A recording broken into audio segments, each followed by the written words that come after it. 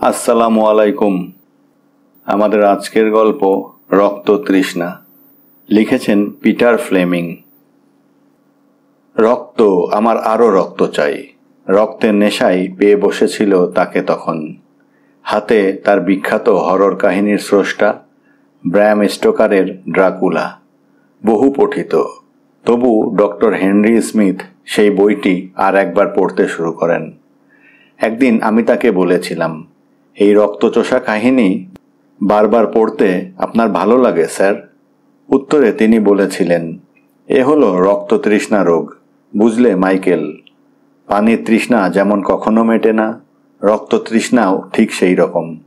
এক গ্লাসে এর তৃষ্ণা মেটে না, গ্লাসের পর গ্লাস, বোতলের পর বোতল। এ আপনি কি বলছেন স্যার? গ্লাসের পর গ্লাস রক্ত? হ্যাঁ, আমার এখন বোতলের পর বোতল রক্ত দরকার। ড্রাকুলার মতো রক্তচোষার ক্ষমতা যদি আমি পেতাম। কিন্তু স্যার, আপনার এত রক্তের প্রয়োজন কেন তা তো বললেন না। ডক্টর হেনরি স্মিথের সহকারী জুনিয়র ডাক্তার মাইকেল স্টুয়ার্ট জানতে চাইল, বলুন না, এত রক্ত কি কাজে লাগবে আপনার? মরণ রোগে ভুগছে আমার ছেলে। এ রোগের একমাত্র চিকিৎসা রক্তের যোগান দেওয়া, আর সেই যোগানের শেষ নেই।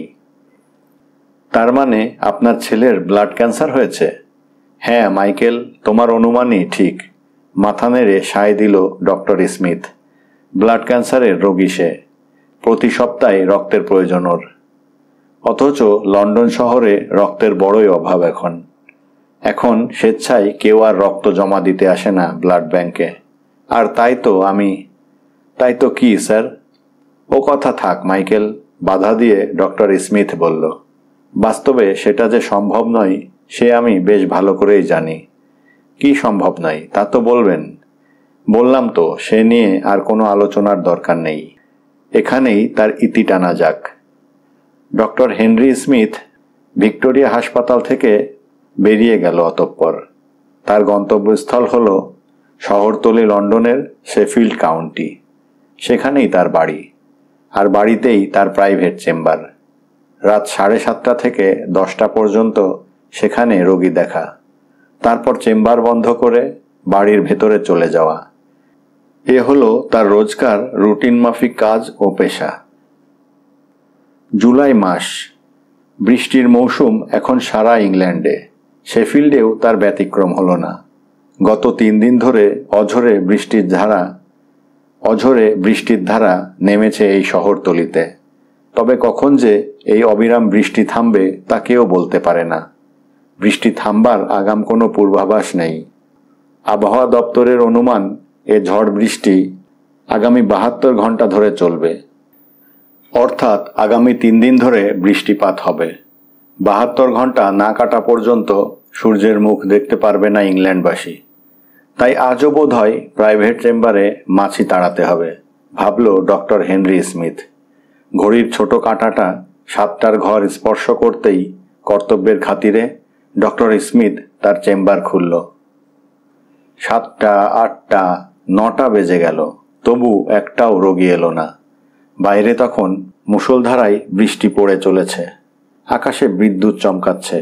দূরে বাজ পড়ার শব্দ হলো।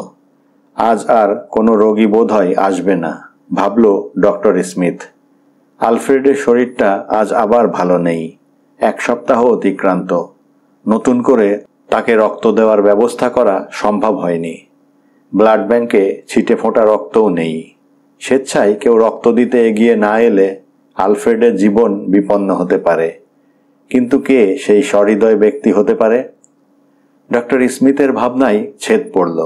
তার চেম্বারের সামনে একটা গাড়ি এসে থামাতে দেওয়াল ঘড়ির দিকে তাকালো সে।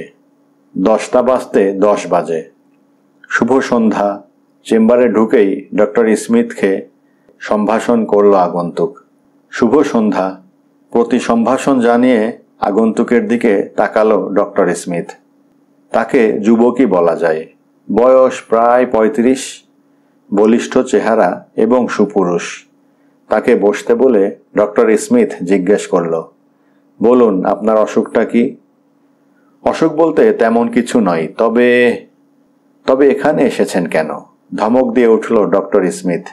বলল বটে, তবে আগন্তুকের দিকে ভালো করে তাকাতে গিয়ে কেমন যেন লোভ হলো তার। আজ এখন পর্যন্ত একটা রোগীও আসেনি। আর যাও বা এলো, সে বলে কিনা, আমি বড় মোটা হয়ে যাচ্ছি ডাক্তার, তাই আমি আপনার কাছে এসেছি আমার শরীরের ওজন কমানোর জন্য। শরীরের ওজন কমানোর জন্যে? ডক্টর স্মিথের চোখ দুটো উজ্জ্বল হয়ে উঠল। খুবই জটিল ব্যাপার। আপনার রক্ত পরীক্ষা করা দরকার। ব্লাড টেস্ট রিপোর্ট না পেলে ভালো করে ওষুধই দিতে পারবো না। বেশ, তো আমার রক্ত পরীক্ষা করার ব্যবস্থা করুন। আজ তো হবে না, খালি পেটে রক্ত দিতে হবে আপনাকে। কাল সকালে চেম্বারে চলে আসুন। আমার এখানে একটা ল্যাবরেটরি আছে, সব রকম টেস্টের ব্যবস্থা আছে। ঠিক আছে, তাহলে কাল সকালেই আমি চলে আসছি। ডক্টর স্মিথের কনসালটেশন ফি দিয়ে চলে যাচ্ছিল যুবকটি। তাকে বাধা দিয়ে ডক্টর স্মিথ জিজ্ঞেস করল, আপনার নাম? Harold Martin. ধন্যবাদ মিস্টার মার্টিন। ওয়েলকাম।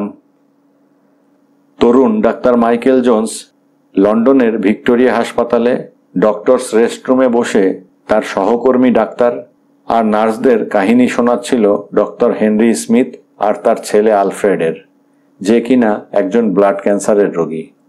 তারপর আর এক তরুণ ডাক্তার রুথ স্লিডার বলে উঠল, ডক্টর স্মিথের ছেলের কি হলো? সে কি? না, তুমি যে আশঙ্কা করছো তা নয়, ধীরে ধীরে বলল মাইকেল। সে যাত্রায় বেঁচে যায় আলফ্রেড। কিন্তু ব্লাড ক্যান্সারের ওষুধ বা পথ্য যাই বলো, সে তো কেবল রক্ত, প্রচুর রক্তের প্রয়োজন। অথচ তুমি যে সময়ের ঘটনা বলছো, তখন লন্ডন শহরে রক্তের তো বড়ই অভাব ছিল। তা সত্ত্বেও কি করে সে বেঁচে গেল? এই তো। হ্যাঁ, ঠিক তাই মাইক, বলল রুথ। সে এক গভীর বিস্ময়। তোমার মতো এই প্রশ্নটা আমাকেও বারবার হন্ট করছিল। জুলাই আর আগস্ট, এই দুটো মাস, তখন রক্তের বড়ই অভাব ছিল এই দুটো মাসে। সেপ্টেম্বর থেকে লন্ডনে রক্তের আমদানি আবার স্বাভাবিক হয়ে ওঠে, সে তো আমরা সবাই জানি। কিন্তু আগের দুটো মাস বিনা রক্তে কি করেই বা বেঁচে রইল আলফ্রেড?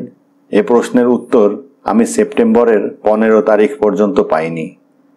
সেপ্টেম্বরের 15 তারিখ পর্যন্ত মানে? অন্য আর এক তরুণ ডাক্তার জর্জ স্টিফেন তাকে বাধা দিয়ে জিজ্ঞেস করল, তবে কি ডক্টর স্মিথের ছেলে আলফ্রেড মারা গিয়েছিল ওই দিনে?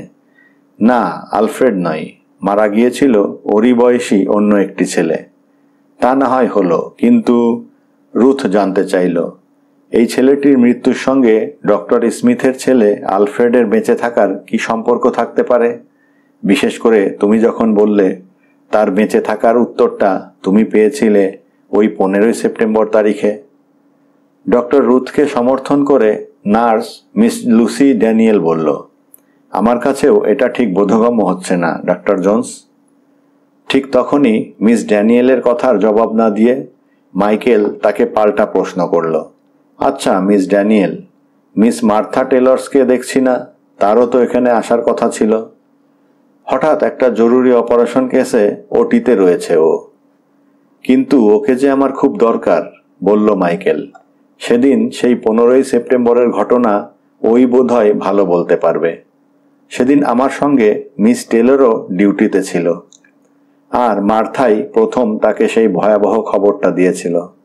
ওর মুখ থেকে সেই ভয়ঙ্কর খবরটা পেয়ে আমি ছুটে গিয়েছিলাম ইমার্জেন্সিতে। আর তারপর কি দেখলেন ডক্টর জোন্স? ডক্টর রুথ স্লিডার জানতে চাইল। মাইকেল তখনও চুপ করে থেকে তাদের রেস্টরুমের প্রবেশ পথের দিকে বারবার তাকাচ্ছিল। রেস্টরুমের ঠিক উল্টো দিকেই অপারেশন চলাকালীন ওটির দরজায় লাল আলোটা জ্বলজ্বল করছিল। লাল আলোটা নিভে গিয়ে অপারেশন শেষ হলে নার্স মিস মার্থা টেলর এসে হাজির হবে এখানে। আর উপস্থিত সব ডাক্তার ও নার্সরা মাইকেলের দিকে বোবা দৃষ্টি দিয়ে তাকিয়েছিল। কারোর মুখে কথা নেই। কথা তারা শুনতে চাইছিল ডক্টর মাইকেল জোন্সের মুখ থেকে। অনেকক্ষণ পরে মাইকেল মুখ খুলল। তখন জুলাই মাসের প্রথম সপ্তাহ। পরপর 3 দিন বৃষ্টি হবার পর সেদিন সবে বৃষ্টি থেমেছিল। তবে সারা আকাশ ছেয়ে মেঘের ঘনঘটার কমতি ছিল না।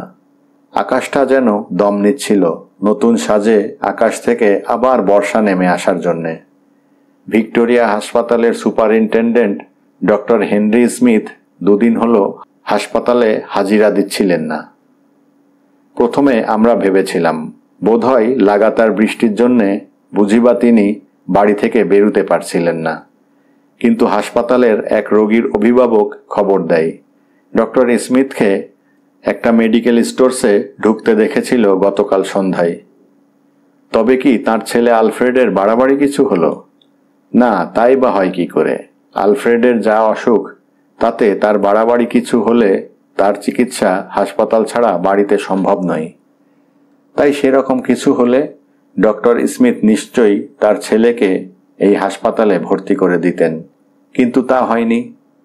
যাই হোক, নিজের চোখে ব্যাপারটা জানার জন্য সেদিন সন্ধ্যায় গিয়ে হাজির হলাম ডক্টর স্মিথের চেম্বারে। 3 দিন পরে বৃষ্টি থামার দরুন সেদিন তার চেম্বারে রোগীর সমাগম যথেষ্ট হয়েছিল। ডক্টর স্মিথ অ্যান্টিক চেম্বারে একজন রোগীকে দেখতে ব্যস্ত ছিলেন। খবরটা জানা গেল তার কম্পাউন্ডারের কাছ থেকে। তার কাছ থেকেই আরও জানা গেল তার ছেলে আলফ্রেড বহাল তবিয়তেই আছে, তার স্বাস্থ্যের উন্নতি হচ্ছে। অবশ্য তার যা অসুখ, তাতে আজ ভালো হলে আবার কালই দেখা যাবে খারাপের দিকে। তবু সেদিন তার অবস্থা ভালো শুনে মনে মনে আশ্বস্ত হলাম এই ভেবে যে ডক্টর স্মিথের হাসপাতালে না যাওয়ার পিছনে কোনো অশুভ সংবাদ শুনতে হলো না। কিন্তু তার সেই অনুপস্থিতির কারণটা জানার জন্যে দারুণ কৌতূহল হচ্ছিল আমার। ডক্টর স্মিথের খুব প্রিয় ছিলাম আমি। এর আগে তিনি যখন অ্যান্টিক চেম্বারে থাকতেন, তার একজন সহকারী হিসেবে তার অনুমতি না নিয়েই আমি সেখানে ঢুকে পড়তাম। তিনিও আমাকে সহাস্যে আহ্বান জানাতেন। সেদিনও তার কাছ থেকে সেরকম ব্যবহারই আশা করেছিলাম, কিন্তু কেন জানি না সেদিন তাকে তার ঠিক বিপরীত ভূমিকায় দেখতে পেলাম। আমাকে দেখা মাত্র তিনি খিঁচিয়ে উঠলেন, তুমি এখানে কি করতে এসেছ? আজ 3 দিন হলো আপনি হাসপাতালে যাননি, তাই খবর নিতে এসেছিলাম, ভয়ে ভয়ে বললাম। তাই বলে একেবারে আমার প্রাইভেট চেম্বারে ঢুকে পড়বে?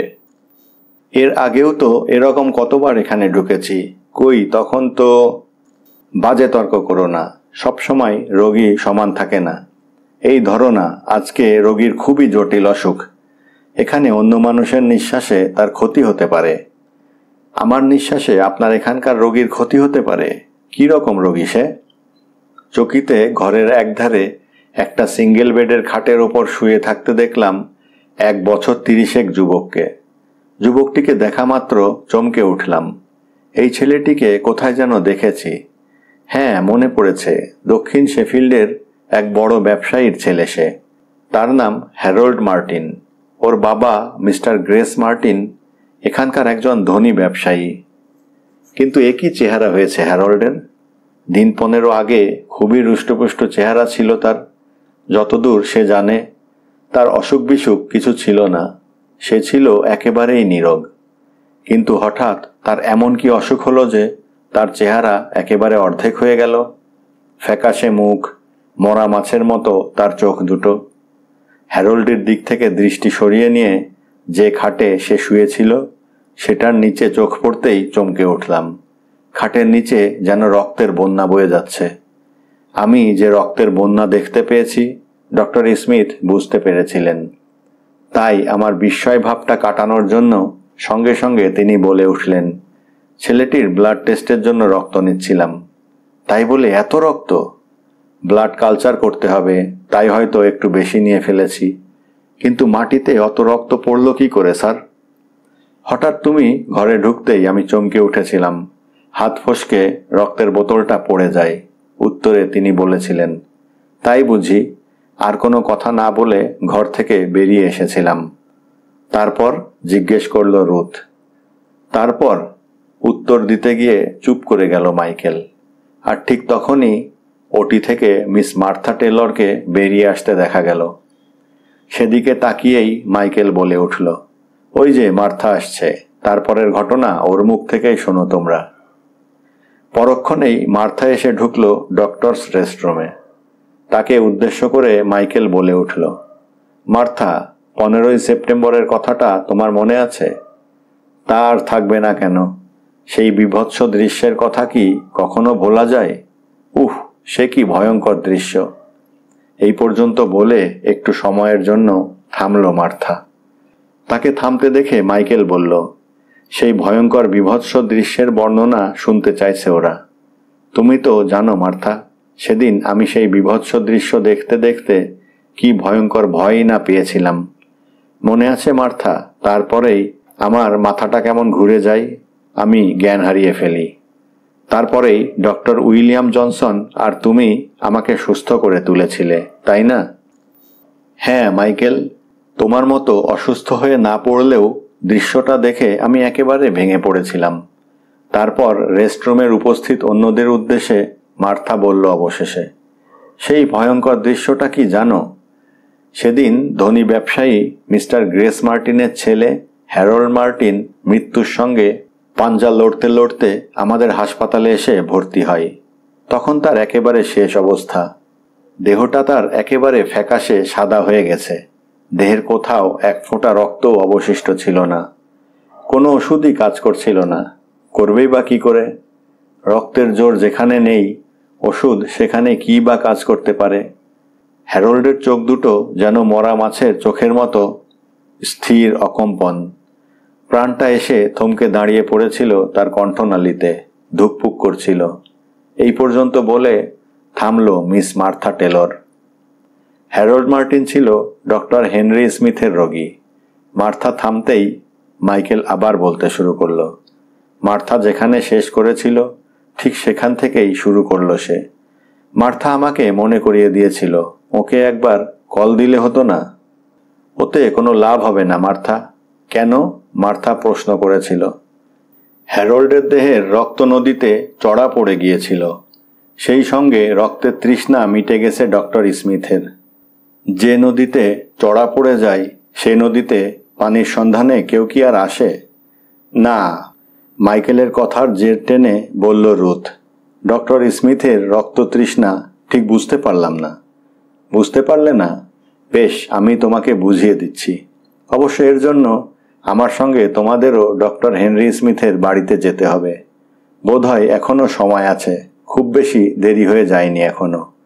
তাছাড়া ইংরেজিতে একটা প্রবাদ আছে, বেটার লেট দ্যান নেভার। তাই চলো তোমরা আমার সঙ্গে।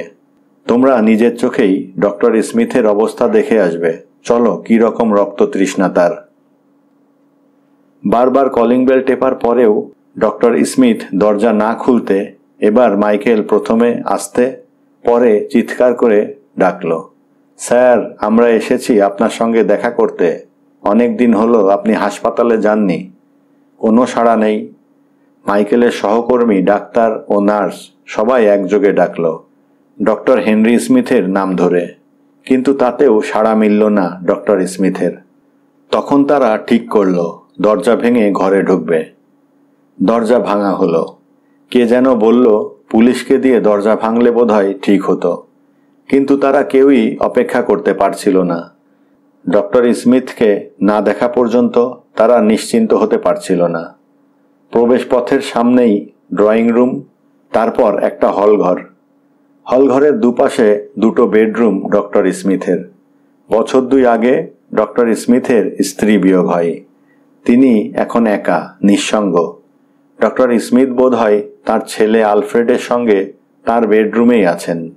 এইসব কথা ভেবে তারা যখন পাশের বেডরুমে ছুটে গেল, দরজা ভেজানো ছিল।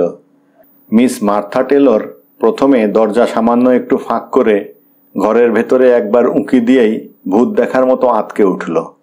কি হলো? মাইকেলই প্রথমে জিজ্ঞেস করল। ওরা কেউই বোধহয় এখন আর বেঁচে নেই, উত্তরে বলল মার্থা। মাইকেল, তুমি তো একজন ডাক্তার, তুমি গিয়ে ওদের পরীক্ষা করে দেখো না। পোস্টমর্টেম রিপোর্টে দেখা যায় ডক্টর স্মিথের মৃত্যু হয়েছে গত পরশু, আর আলফ্রেড মৃত্যুর কোলে ঢলে পড়ে গতকাল। আলফ্রেডের একটা দিন বেশি বাঁচার মানে খুঁজে পেতে খুব একটা অসুবিধে হলো না মাইকেলের। আলফ্রেডের ঠোঁট দুটো চেপে বসেছিল তার বাবা ডক্টর স্মিথের ছিন্ন কণ্ঠনালীর ওপরে। চাপচাপ রক্ত লেগেছিল আলফ্রেডের ঠোঁটে আর সারা মুখে। ধন্যবাদ।